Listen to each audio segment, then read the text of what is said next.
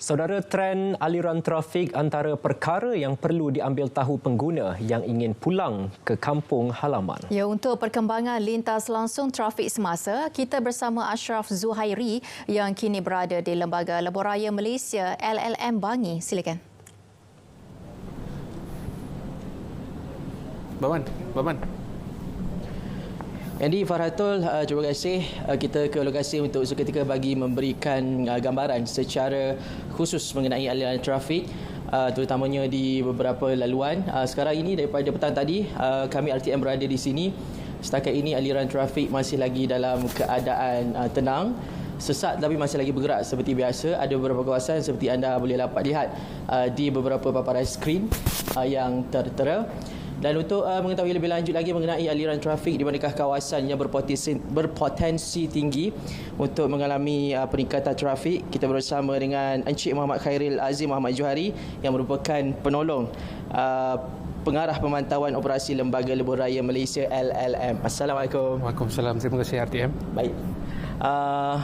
Jadi boleh kongsikan apakah beberapa kawasan yang mungkin menjadi hotspot berlakunya peningkatan aliran trafik?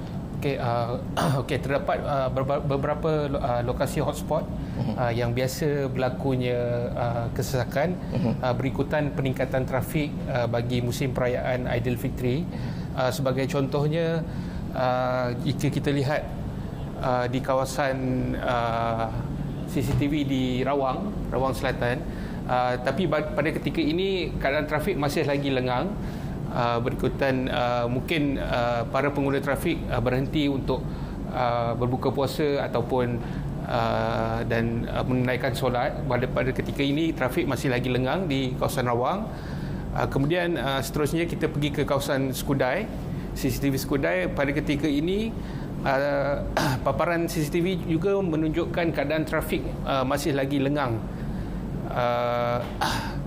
Seterusnya ke CCTV Menora arah utara, iaitu arah ke Pulau Pinang.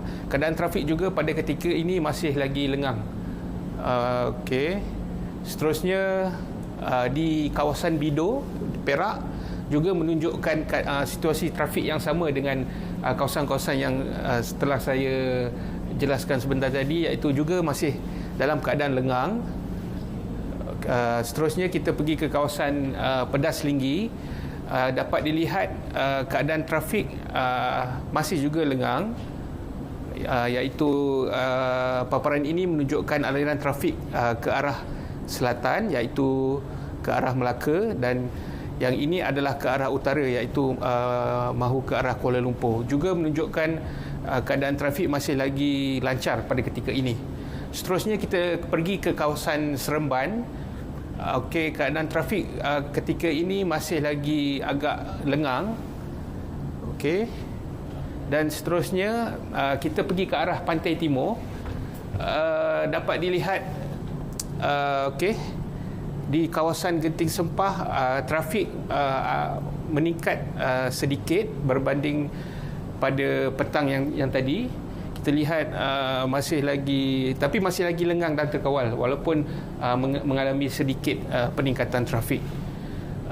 Di kawasan Plaza Tonggombak, iaitu arah ke Pantai Timur, juga menunjukkan keadaan trafik masih lagi terkawal pada ketika ini, dan keadaan trafik masih lagi terkawal dan juga kuranglah pada ketika ini. Dapat disimpulkan pada ketika ini, iaitu pada waktu ini, pada jam 8 malam ini, trafik masih lagi terkawal.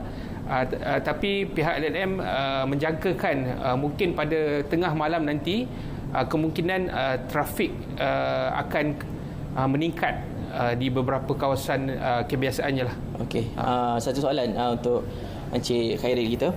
Sekiranya berlaku kesesakan yang terlalu tinggi, mungkin boleh kongsikan antara tips yang berguna untuk pengguna lebuhraya untuk menggunakan SmartLink. Kadang-kadang ada orang salah faham, kan? Tuduh sana, tuduh sini dan sebagainya. Pihak LLM menasihatkan supaya para pengguna trafik mengakses media sosial milik LLM dan juga syarikat konsesi. Di situ kita selalu merwar-warkan tentang penerangan berkaitan dengan SmartLink, iaitu SmartLink ni adalah satu kaedah menggunakan lorong kecepatan bagi tujuan menambah kapasiti lorong bagi mengurangkan kesesakan pada waktu-waktu tertentu. Dan untuk pengetahuan, pada tahun ini pihak LLM dan konsesi Plus khususnya akan melaksanakan smart lane di 18 lokasi tertentu yang berbeza tarikh dan masanya. Dan para pengguna trafik boleh mendapatkan maklumat itu di media sosial pihak LLM dan juga Plus. Okey, baik. Terima kasih kepada Encik Muhammad Khairil Azim Muhammad Johari, Penolong Pengarah Pemantauan Operasi Lembaga Lebuh Raya Malaysia LLM, yang sudi bersama dalam siaran berita perdana pada malam ini. Kepada yang sedang buat persediaan pada malam ini, hati-hati dalam pemanduan. Sekarang kita dah tahu perkembangan langsung di LLM. Selepas ini kita nak bersama dengan rakan sukan saya di Melaka bersama dengan Nurul Ashikin. Silakan.